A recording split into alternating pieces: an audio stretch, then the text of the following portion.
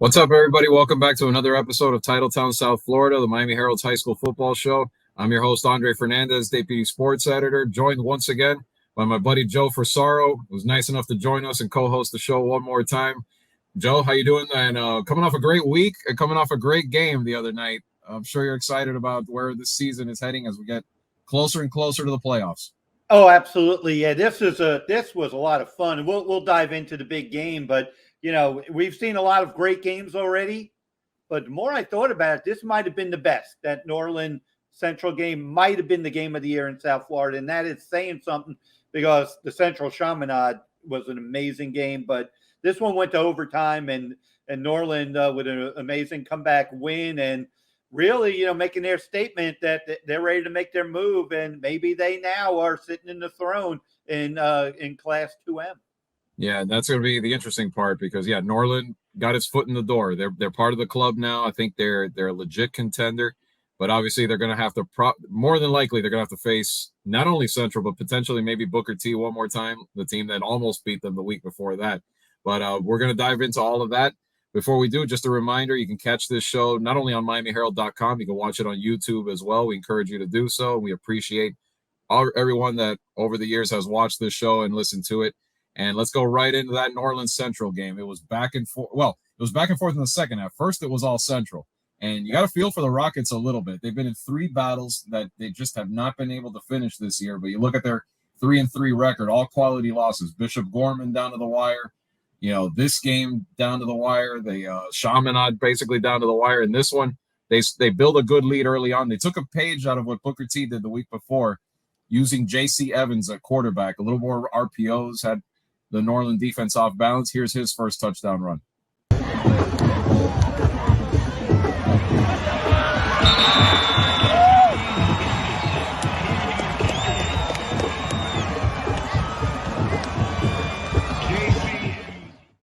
But it was interesting to see Evans not just run the ball, because most of the time lately they've been using him just like in short yardage, goal line packages, just to use his feet. Here he has a nice touch pass to Khalil Sterling.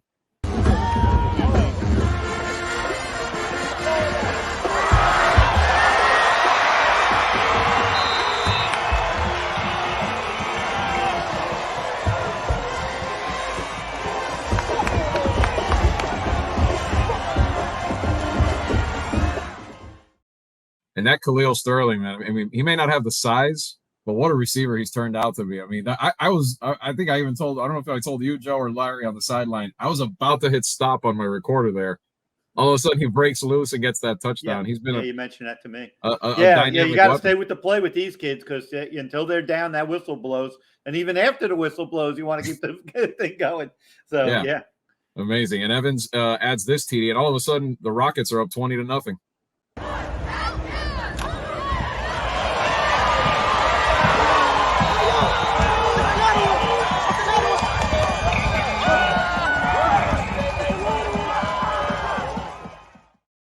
And then their defense adds in. I mean, E.J. Marcelin, even though we know what happened at the end of the game, but E.J. Marcelin had a tremendous game, 4 sacks in this one. Here's one of them.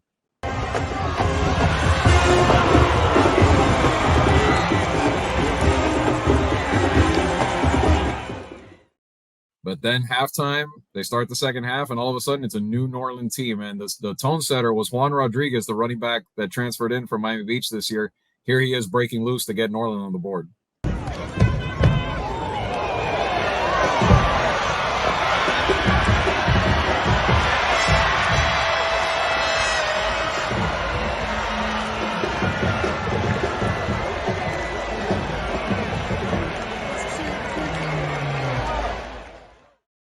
Now that score could have just been a blip for Central and, you know, just keep going at 20-7. But then Norland's defense made one of the game-changing plays of this game right here.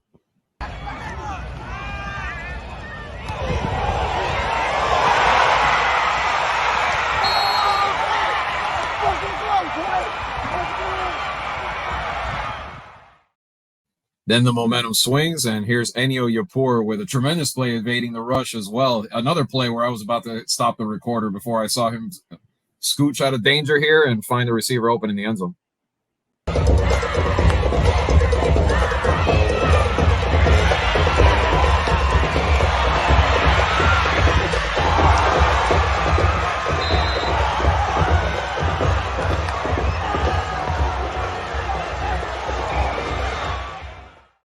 before you knew it, we were tied. A Central drove and looked like they were going to go back up by 2 scores. Norland's defense wasn't having it once again.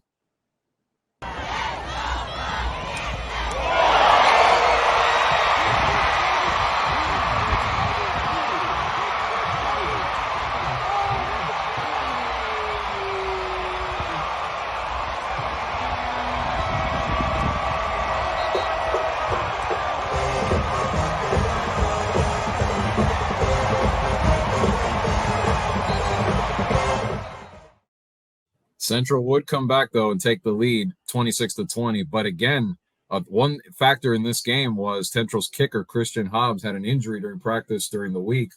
They couldn't hit an extra point. So they go up 26-20, but they can't get that 7-point lead. That, of course, opened the door and kept the game, kept going 1 score up, tied, back and forth. Here's Yapur to Jade Card, who hasn't really done a lot so far in these big games, but big moment here. Nice touchdown grab in the back of the end zone.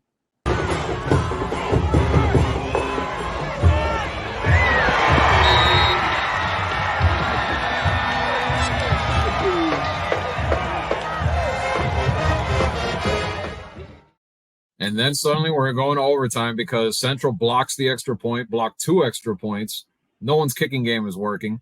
Central, of course, has the chance on their first OT possession to take the lead. Great play here, but comes up 1 yard short of the goal line.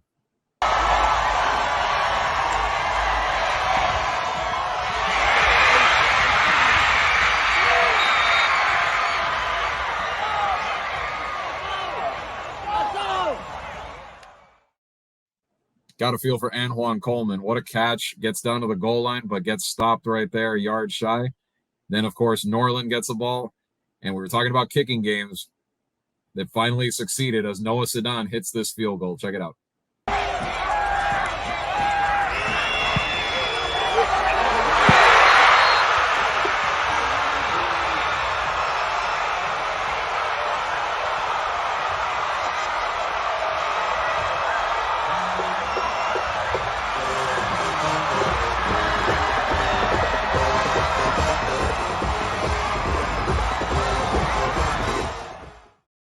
And here's the young man, Noah Sedan himself, who just 6 months ago took up place kicking for Norland. No, as I was saying, every kicker has like a way of calming themselves down in the big moment. What did you do right there to kind of make sure you made it? I mean, this is my first year playing football, so that's my first ever big time kick. And I just thought, I mean, this really gonna be, because after I made that one, it was like no doubt in my mind. It was like, this is the kick that's gonna beat Central. Yeah. So I mean, I just knew it and I was calm in my brain. Like I thought through my steps, what my coach tells me about the steps, and I was just ready. Everyone was telling me, I just didn't want anyone to talk to me, let me in my own head, and I was great. And it was amazing. Thank you. Yeah, it was like the penalty and things like they have to go over, you make it the first time and then they call it off and you have to go back. Yeah, I know. What was that like? I mean, I liked it actually. I liked the icing. Like, I know I made it, so I was kind of pissed. Like, but like, it was ice. Like, I didn't really feel anything. Like, my coach was talking to me. He was talking about my shoe. He got me off the mind of it. It was great from him, and I just felt amazing. Like the second I got contact, I knew I made it. Like I started running the other way when I saw it up. I knew it was made. So yeah. What's your range? What is? I mean, I can hit 50. So I'm a sophomore. So I mean, more to come. I've just started playing football. This is my first year. So I mean, that's an amazing experience. But yeah. How crazy was this? I mean, they block you twice on extra points. No, and then... it was kind of in my head, but then I'm thinking that's not really me, so I can't think too much. Yeah. So I'm just like, this one's not going to get blocked. It's not as I don't really know. I'm new, but I think it's not as close perimeter as the extra point because everyone's there. I thought it was a little different. Just head down. Got the contact. I felt the contact great. Look up, and it's amazing. Yeah. You knew your blockers were going to come through this time. Yeah, sure, they had to. I mean, I'm playing. Yeah. But the other two, there were some mishaps. Players weren't on. It's all good. We'll fix that. And that was amazing. The unlikely hero right there. The soccer player says he's a goalkeeper for the soccer team. But, Joe, they go 2-0 through that Booker T Central gauntlet there. But, life and death in both games. Obviously, it's good to get those victories. They basically conquered the regular season part. Now in the playoffs, very likely it could end up where they face one of them in round 2 and then one of them in round 3. So, the work not done. And they could even face a Northwestern team that's competitive and another physical team that could test them pretty well in the first round. So we know that 2M playoff is going to be ridiculously hard. But I don't know, can Norland do this again in the playoffs? Yeah, I mean, a lot to unpack there. For one, I think those videos really kind of showed just how exciting and all the big moments in a really remarkable game. I also liked on a couple of those, Dre, you got me in the background doing my video and up there as well. So it was always good to see that I was on my game too. You're there too. I know. Yeah, but I think the key to this game, Dre, was that, taking the opening kickoff in the second half for Norland to go down and score in the way they did. Talking to Coach Heidelberg after the game, we asked him about what the halftime speech was. And I guess he kind of chewed a couple of kids out like, hey, what are we? Because 20-0 to a powerhouse like Central, and it looked like it was, obviously this isn't same old Norland, but it also looked like here we go again for Norland until they kind of showed to themselves they could find the end zone. Then obviously all those other things that followed, the interception on the deflection, key moments all the way through. Remarkable game. And then the kid Sadan had, great story in himself. Sophomore soccer player, just kind of gets into kicking. What he was alluding to was the penalty before, like they made a kick, but Norland flinched. So made like a 30-yard kick, a 35-yard kick. Everything kind of was going backwards for Norland, and they hit that kick. Now, right. As you know, what does this mean for what's next? They're conquering the regular season. Sometimes, you kind of sense it against Booker T. And obviously when with the injury to Claudel Sherman at Booker T, really kind of changed that game in the second half. Norland comes back and wins. Then this one, I guess Evans got shaken up because he being out of the game, Central wasn't as in sync offensively. Norland, to their credit, there's a little bit of magic going. And, a lot of times championship type teams win games or two that maybe they weren't supposed to win. But their grit, their ability to handle adversity, Ennio at quarterback, huge player. His legacy, he talked a bit about that post game. He wants to be the greatest. The kid doesn't lack for confidence. He wants to be known as the best. And, to do that, they're going to have to repeat this to keep going, get to state and finish the job. But boy, did they make their statement in terms of Miami-Dade County, who the powerhouse in 2M is. They're the ones there right now. Yeah. What did he say? You have to kill the king to take the territory. And that's what Heidelberg said afterward. And for right now, at least they have. But like I said, it's a very interesting dynamic there in that group because, Central kind of the wounded, but still dangerous team. And then, of course, Booker T. I mean, they're trying. They're laboring without Claudel Sherman. They don't know if he's going to come back this year. But if that team gets any semblance of an offense going in a running game again, they're obviously dangerous in that group too. So it'll be interesting to see how it plays out. But let's switch gears here from the battle of the superpowers to the battle of the unbeatens. And you were there, Joe. University School and Westminster Academy. The star of this game are several playmakers for U School, but one in particular that Joe was nice enough to provide us some video of. That was Juju Logan. Made 2 big plays in this game, an interception and a big tackle for a loss. Had an overall tremendous performance as the Sharks stay undefeated, 7-0 after beating Westminster Academy 42-7. Here's a look at Juju Logan.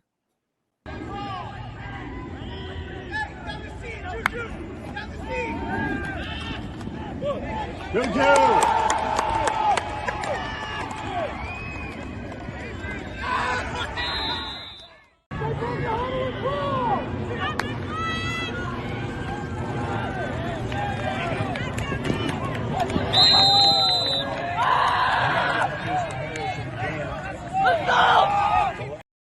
So Joe, in we always go into a lot of, obviously for the FHSA teams that are going to be in the playoffs. U School, they're playing more for an independent title, but still 7-0 and a pretty interesting team. I mean, tell us a little bit about what you saw with the Sharks. I know you said a lot of their baseball stars are playing football and they're key contributors on this team. Yeah, including Juju Logan, who by the way, I'm just reading this, listed at 5'9", 140 pounds. But he played like the biggest kid on the field. it was unbelievable, the toughness of this kid. It seemed like every tackle was him. He had 2 interceptions, baseball player as well. And thing I like about, obviously baseball's my wheelhouse. 13 or so kids on this U School team play baseball. So they haven't even started their fall season yet because so many of their star baseball players are playing football. Speaking to the 2-sport athlete, a lot of people buy into that. What's the best for development of the kids? But I was impressed, Dre, with just, because Westminster's a really, really talented team with a very explosive offense.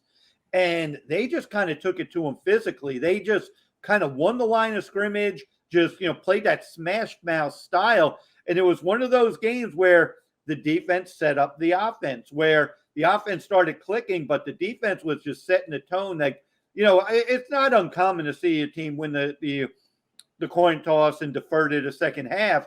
But their purpose was they wanted to dominate on defense first, not as much as get the second half kickoff, because game was pretty much over at halftime. And again, very impressive performance by U School. Very intense game and a very, you could see even at Westminster, it wasn't their night, but you could see the level of talent they have. And that just, I thought, spoke more to U School just stepping up and seizing the night. Yeah, and it's funny because I got messages from you and Larry telling me how big Westminster Academy looked pregame and, how's this game going to go? And then all of a sudden, like you said, that U School is just a tougher team and completely outplayed them with that physicality. And it'll be interesting to see. I mean, a good program. We've seen a lot of programs go this route where they dominate on the independent scene for a couple of years, Crop, Goldman, several teams like that. And then they jump back into district play and they're the better team for it. They're a little more competitive. So it'll be interesting to follow this U School program in the coming years. I don't know what their vision is, if that's the plan to maybe do this down the road, but for now they're having a lot of success. I mean, this is a team that won a state title not that long ago. I mean, in the grand scheme, maybe what's it been, like 10 or so years now, when Roger Harriet was there before he went to Aquinas. So it is conceivable that they could be that type of a program maybe one day again if they keep progressing. So switching to another another point real quick. Speaking of that point, a lot of these kids are now juniors, and they're right. That's the thing with that baseball team. They were all like sophomores last year. They're all juniors now. So they got, this year and next year for U School, obviously keep everyone healthy and keep developing. But a lot of these playmakers are guys that are juniors right now. Another team that is trying to build and trying to take steps, and they're doing that for sure this season because their program has been down for a couple of years. Basically, since COVID hit, they kind of went down for a few years, and now they're back in, and that's Hialeah, which their defense is among one of the better defenses overall in not only in Dade County, but in South Florida. They've only given up 31 points in 7 games. They beat North Miami. They win their first district championship in 4 years. We have some clips from that. Here's a clip of the Hialeah defense making some plays early on.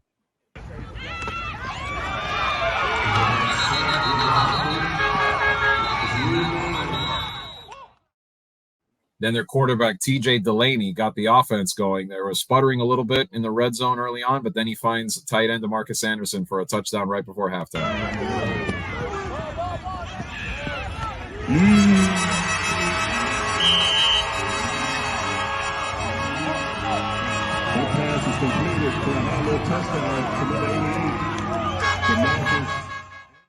So Hialeah now 6-1, guaranteed a playoff spot for the T-Breads, and they will face Miami High this week in the GMAC week. So we spoke to Coach Tony Smith, who was elated after his team's accomplishment to get back in the playoffs for the first time in 4 years. Oh man, it's special, man. We had a 3-year deal that we said we was going to do, a 3-year goal. We did it in 2. Last year, we dropped this game 12-6 last year. But they came back. We came back stronger. Kids play together. We play old school football. These kids play for each other. They don't play for themselves. It's a brotherhood. It's hard to beat us when you have a brotherhood like this. I'm just proud of these kids working, man. Defensively, you're barely giving up points this year. Oh, yeah, listen, Demetrius Fowler is the best DC in the nation. I keep telling you. Demetrius Fowler Jr. is his son, number 45 at San Fran. Listen, he's been doing this, but he's not the one that's loud and boisterous, so you don't see him. He gave up 14 points the last 16 games. I don't care who you playing against. That's outstanding. to come out tonight and, right away get on the board? I mean, you were forcing turnovers. Yeah. A little bit of struggles in the red zone, but finally when you broke through, tell me about that. The offense got to play better. We definitely play better. We definitely contended against anybody. O-line came together so well. We had struggles the first game against Edson. Since then, we fixed it, and we just been rolling right now, man. I can't be more proud right now of these kids right now. We about to go celebrate. Back, win a district title, get in the playoffs, and now you made it a reality. Man, this is something we've been working towards since spring. Like, it just feels so unreal. Like, we just enjoying the moment, because this is something we worked on all spring, all summer. This is what we've been talking about all year, just coming back, winning district, being district champs, and making our way into the playoff. Everybody doubted us before the season, but we're going to make all the doubters believers real soon. Just watch. How much easier does it make it for you on offense when you see that your defense barely gives up any points? Our defense, to me personally, I feel like we have one of the top 10 defense in Dade County. Right? Round of applause to defense. Defense carrying them up to 7 points.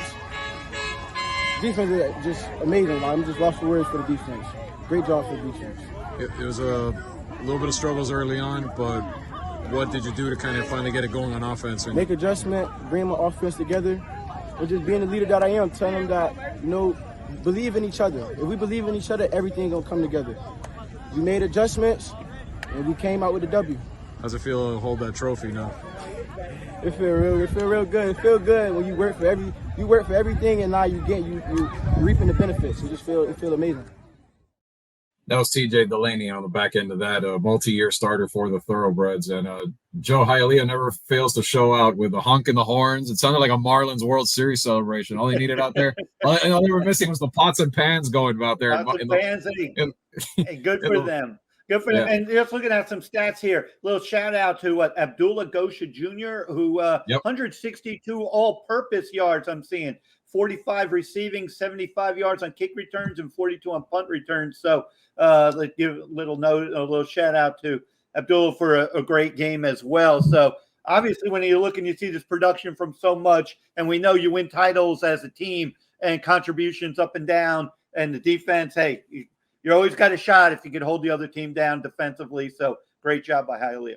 Yeah, and this district, it's kind of looked down upon a little bit because it's one of the, in the grand scheme, it's a little bit of a weaker one. They're in 3M. Last year, North Miami won that district, and then were the 8th seed, bounced pretty quickly, bounced pretty badly by Homestead last year. But Hialeah is not the 8th seed this year. This is a 6-1 team right now. They're a little bit better. There's a chance they could move up even to maybe be the 5th, 6th seed in the region. So, this is a team that, it's not just necessarily a doormat. This team could get in and maybe, who knows, could sneak in and maybe win a playoff game in that Class 3M. We know it's a tough bracket, but good for them. The T-Breds program, they've had their years in the past, produced some talent, and they look like they're going back in the right direction under Tony Smith there. So congrats again to Hialeah. And let's switch over now to another game that settled the district title. Seems like we're settling a lot of district titles these days. And that was at Tropical Park on a Thursday afternoon where Palmetto, a team we've talked about plenty here, was facing a much improved South Dade team that played them a lot tougher than I think some people thought. But the Panthers prevailed 42-34, held off their longtime neighborhood rivals there. The star of this game was Panthers quarterback Lucas Ganaga, who had accounted for 5 touchdowns overall. He threw for 3 and ran for 2. Here's one of the touchdown runs that he had.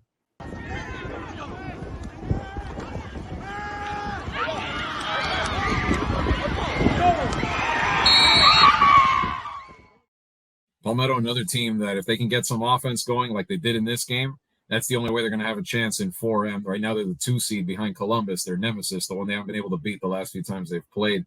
But South Dade, looking like they could sneak in as another at-large playoff team here. Here's a big kid, Demetrius Williams. That was a big performance, 100 yards on only 6 carries. He's one of their main contributors, and here's one of his touchdowns.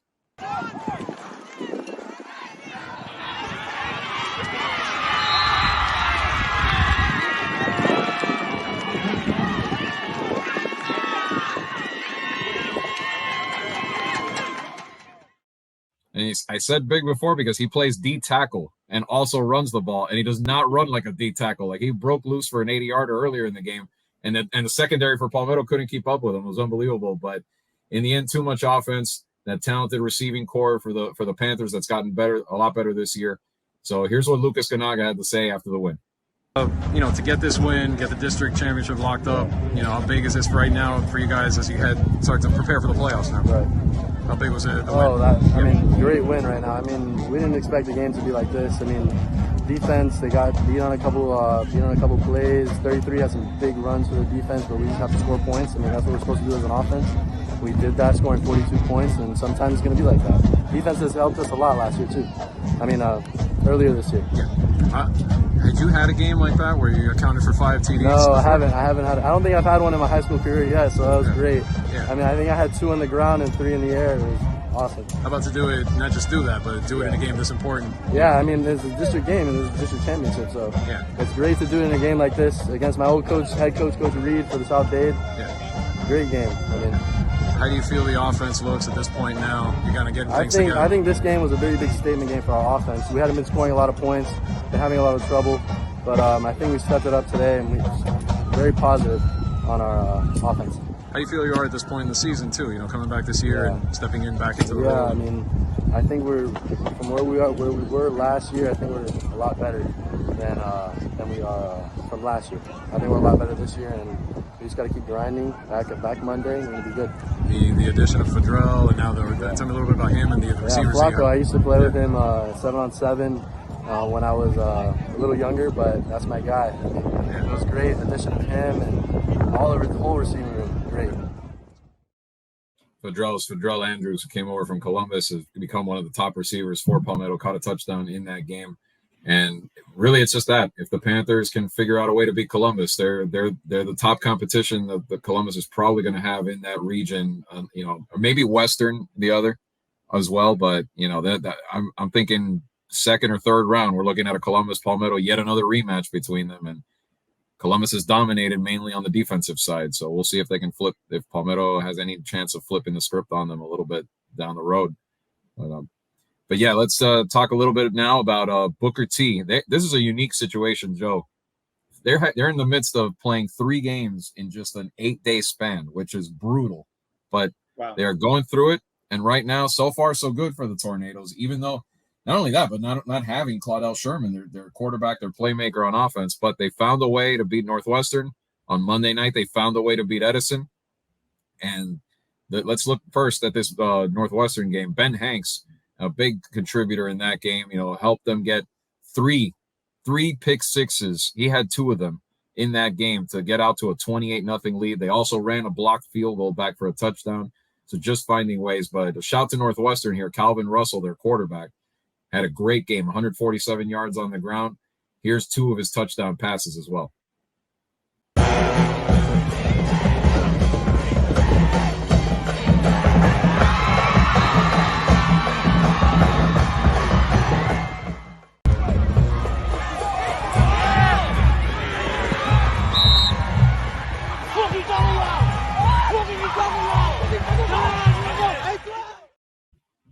But Booker T was able to hang on thanks to its defense, 28-20. Northwestern kind of ran out of time there, and now they're kind of up against it, trying to squeeze into a playoff spot, potentially maybe the 8th seed in that tough 2M bracket if they can win their last 2 games. But Booker T turned it around, and then on Monday night took down Edison. Here's Ice talking to me a little bit, though, after the Northwestern win. He had a funny quote about how historic he thinks this could be if they could pull off the trifecta and then beat South Dade in the GMAC later this week.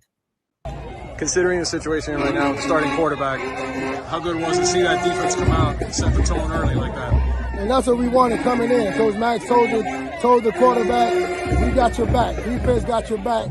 So all we got to do now is make sure on offense we don't lose the game. Yeah. So we want to make sure, like, with no turnovers and all of that stuff there, we'll be in good position. Good, we didn't turn the ball over, but we got to be able to score points. Yeah, and that's what's happening with us. We got the touchdown call back, but we got to be able to be consistent and score points. We got a great offense, but we haven't showed it yet. The special teams, too. Special teams showed up as well. Yeah. We want to continue to keep that going as well. Yeah. Talk about that, just what you're trying to do now, developing with the backup quarterbacks, trying to get them, to get some kind of a rhythm going. How that process? We've been here before. We've been here before with Sancho McDonald, and we won a state championship. We came back, even with Treon Harris got hurt and Malik Atkins had to come in, and play some time for us.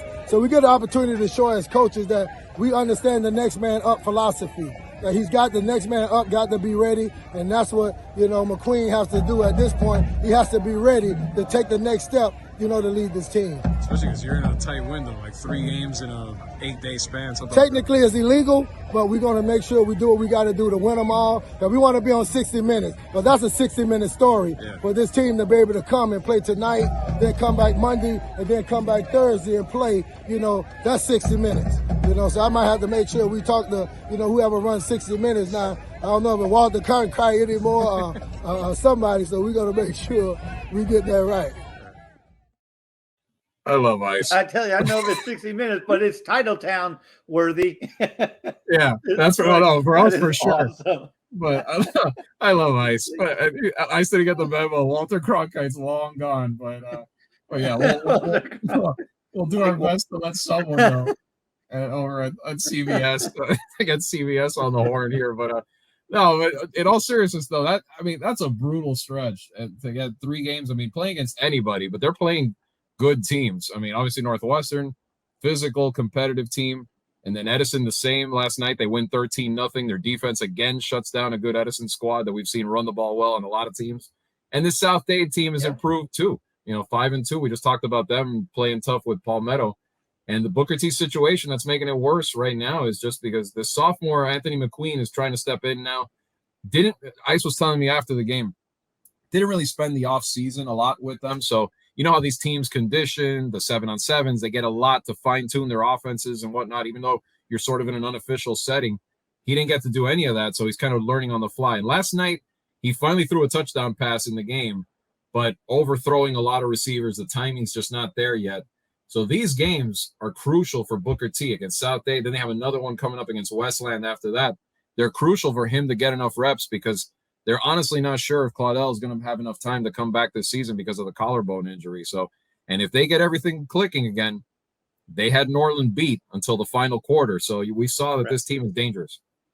No doubt. And again, but how many times we see that teams that are faced with adversity in these challenges find a way? I think it makes you more focused. And obviously Ice is an amazing coach and his staff is very experienced that they know how to handle it. But it's interesting, like you said, we got to score more points. And I guess we just saw what who was at South Dade just scored a lot of points against a really good Palmetto team. So you got to think South Dade's got to be feeling pretty good about their offense. So it's going to be another challenge for Booker T. But, man, they're battle-tested. And, these good coaches, they find a way to shorten the games, field position. As long as you get punt, your defense plays, you can run clock, if you could run the ball effectively, but you got to score points. Ultimately you got to find the end zone. So like you say, it's going to be a matter of the quarterback play syncing up, and they better do it in a hurry because they're on a very tight window. But if they do, then we could expect 60 minutes to be down here in a couple of weeks. Yeah, hopefully we'll get the memo. Maybe I can talk to Barry Jackson or somebody, get those connections at CBS going. But yeah, I think Ice's staff there is huge because, again, this is another, we've talked about that, Joe, a lot. This is another one of these experienced championship winning coaching staffs that have been together a long time, and most of that Booker T team, which is a cool note about them, it's almost all legacies. You look up and down that coaching staff, it's all guys who played there, who won championships there, who have that pride for Booker T and that know-how, learning from Ice as players and taking that into now their coaching styles too. So these kids are going to benefit a lot from that. And it's huge in a situation like this where like he even said, they didn't even put the pads on between that Northwestern Edison game. He said mostly the one practice they got was more about mental reps and other things and trying not to take too much of a physical toll on them because 3 days later you're turning around and playing another game against another tough opponent. So but that's just the experience of a coach that who's seen it all. Ice has seen it all. He's been through it all, and they know what it takes to win the game. And that's what I was saying, it's going to be interesting if they could, manage the clock, just scratch out enough points, get field position, don't commit turnovers. Time of possession is probably going to be really important for Booker T in these last couple of weeks. So as we move on, let's also, this is a segment that we do every week, recognizing the players of the week. And our polls are open on MiamiHerald.com. You can vote for them as many times as you want. It's not behind the paywall. And vote for the player you feel is the most deserving to win it for Dade and for Broward. We'll start in Dade with the aforementioned E.J. Marshall and threw him in there because why not? 8 tackles for loss and 4 sacks. And that's just by my count. He probably had more than that, just all over the field in that game. Even though they lost to Norland, had a tremendous game. Ben Hanks with the 2 pick sixes that turned the game and really won the game, helped win the game against Northwestern. It was huge. And then Lucas Ganaga with the game he had, his stat line, 17 of 23, 283 yards, 3 touchdowns, had 1 pick, and also ran for the 2 touchdowns and 50 yards in that game. Andre Fletcher Jr., who I mentioned before, for Hialeah, recovered a fumble and had one of the 3 interceptions that the T-Breads had in that win over North Miami. He's there too. And in cross country, Annabella Cardona for Braddock ran a time of 19:34 to win the GMAC championship and lead the Bulldogs, who are gearing up for another big run. They were state runners-up last year. In Broward, Nyland Main, the quarterback for Dillard, 24-43, 326, 4 total touchdowns as Dillard pulled off a huge win over Plantation, 28-26 last week. That's a big confidence builder for those Panthers as they head into the postseason. Robert Ortega for Western. Western annihilated Cypress Bay 56-0. Ortega scored 3 touchdowns in that game as they have now, I think not mathematically yet clinched that district, but pretty much will in about a week or so. And then on the volleyball side, Fabiana Capone for Cardinal Gibbons, 11 kills and 5 digs, and they beat St. Thomas, powerhouse in volleyball, win the BCAA Big 8 championship. It was the first time Gibbons had beaten Aquinas. Those two schools are heated rivals. First time they win that in over a decade.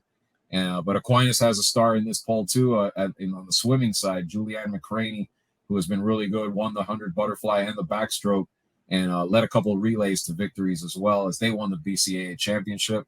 Another swimmer, Javier Colmenares for Everglades High, was the only double winner at that BCAA meet, won the 200 IM and the 100 breaststroke. So there you have it. The top players, the top athletes in Dade and Broward from this past week. So vote as much as you want for and who is the most deserving. And now we go to our week 9 predictions. We got 4 games on the docket here. We're going to start with a game that looks maybe could be a little mismatch. It's between 2 of our ranked teams in the South Florida top 20. But Miami Southridge really took it hard last week from a bad loss to Homestead, 45-14, kind of outplayed. But those Spartans have been improving a little bit this year, but they get Central, which this is not the week, I think, to get Central. No. The frustrating loss. Travis Powell, 7:30 on Thursday night. I mean, I think the Rockets might duplicate what Homestead did to Southridge in this one.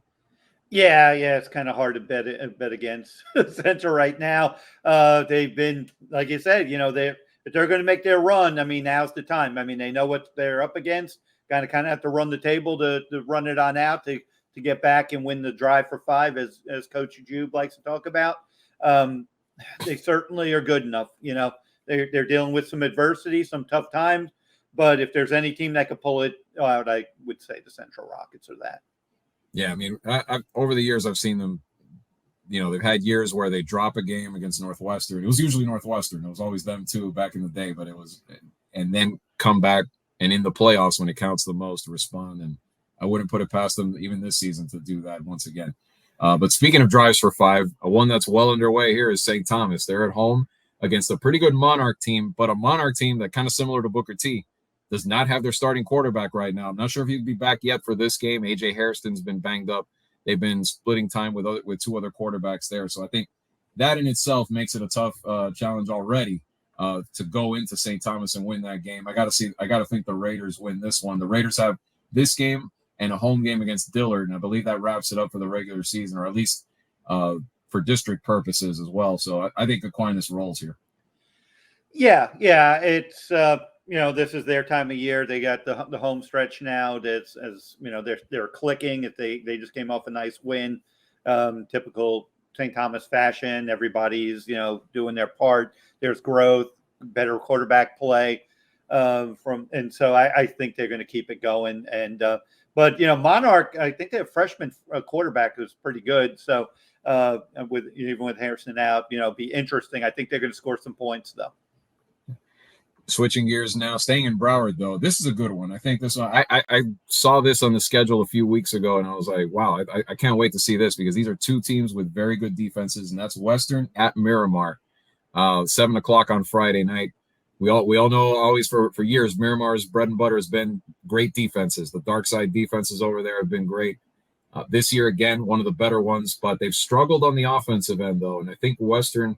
That win over Cypress Bay, really everything kind of clicked for them finally, both on the offensive end and the defensive end. I could see this being low scoring just because out of respect to Miramar's defense. I think, Davy Belfort has had a great year, but, a lot of the times he's had to do a lot on his own. But I think Western has enough, and I think Western's defense will be the catalyst here. What do you think? I agree, and I think, Western almost, gave Heritage a couple of weeks ago. They gave him a scare. That game very easily could have gone in Western's favor. Heritage just found a way. And then, like you say, last week with a huge, I didn't see that. Not that I didn't think Western could beat Cypress Bay. I wasn't seeing that complete blowout. So, that's a team with 3 losses as well that is better than their record, and they're certainly good enough to challenge. I mean, they're battle tested. They played so many great teams already. I think Western takes care of business. And that brings us, last but not least, to Norland once again, and the third game of these 3 powerhouses that they're facing. But they're getting Columbus at probably the best time to get Columbus. They're facing Columbus in the GMAC championship game Friday night at Traz at 7:30. Columbus right now, speaking of another team with a banged-up quarterback, Alberto Mendoza hurt his finger in the game against Homestead. I think it's a slight broken finger there. I don't know if you call it a slight, but something that they don't think is going to keep him out the whole season. He's not out for the year. They think he will be back probably in time for the playoffs, kind of going week to week with him right now. But if he doesn't play in this game, that offense is going to have a hard time, especially against that big Norland defensive front. I think overall, the Vikings have the upper hand as long as they're not maybe coming off too much of a hangover of winning these last 2 games. I think Norland locks up this GMAC title. Yeah, and this is probably a really good game for Norland as Norland tries to put their stamp on what they think will be a title type season. And, you want to, again, you want to take over the territory. It's not just, taking care of the king, which they did with Central. It's, still controlling the territory. And as you know, I hate it for Mendoza. I hope he comes back soon. He's one of my favorite players in South Florida, and, hope he comes back. But, now's the time, where you can get Columbus, which is, they're still trying to find their footing to make their championship charge as well. But I kind of like Norland in this one, and I kind of am very curious to see how Norland handles Prosperity. Playing at Traz, obviously very familiar. Looking forward to just a great game. And, we've seen a couple of great games in a row. I think in a real close one. You could go either way, but I probably would lean Norland in this one. Yeah, and then Joe will be there covering that game, so you can catch his stuff at MiamiHerald.com after Friday night on Saturday morning when you wake up and want to find out who won the GMAC championship. Find out there. But these games, I'm also curious about Columbus themselves, see how they respond to this adversity they're going through right now. We know their defense is still one of the best overall in the state, but can their offense get going in the next few weeks? As hopefully, like you said, hopefully Alberto will be able to play by the postseason. But Joe, that does it for our look ahead to week 9. And, again, we are counting down, getting closer and closer to the playoffs. We'll probably, we're hoping to be back for you by then and maybe do a big playoff preview for you. But, it'll be interesting to see. I mean, can South Florida do it again and have more than 4 teams, maybe even have a few Dade-Broward matchups up at State, which, as if anyone hasn't heard yet, State up in Tallahassee at FAMU this year from December 7th through December 9th. Exact matchup times have not been announced yet, but 4M through 1M, again, looks like South Florida will dominate. Oh, gosh, it's so much fun.